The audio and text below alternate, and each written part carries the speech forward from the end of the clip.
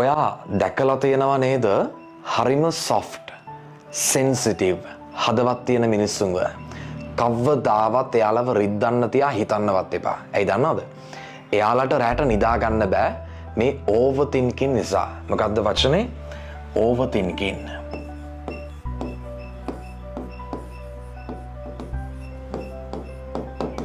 හරි. ඔයා දන්නවද මේ overthinking වලින් මිදෙන්න රහසක් මේ වචනේ ඇතුළෙම හැංගිලා තියෙනවා කියලා. මෙතනදී මේ over කියන වචනෙට තේරුම වෙන්නේ too much කියන එක. ඒ කියන්නේ ඕනාවට වැඩිය කියන එක. අන්න ඒ වගේ.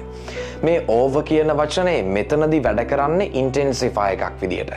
intensify ගැන ආය අමුතුවෙන් කියන්න දෙයක් නැහැ. ආයාට ආත්මිකටවත් අමතක වෙන්න කියලා දුන්නා. මතකයි නේද? හරි. එතකොට මේ over කියන වචනෙන් අපිට තව තේරුමක් ගන්න පුළුවන්.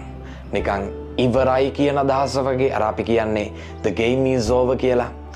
game එක ඉවරයි කියලා. අන්න ඒ වගේ. හිතන එක ඔයා ඉවර කෙරුවදාට මේ ප්‍රශ්නෙන් ඔයා ගොඩ. It's over.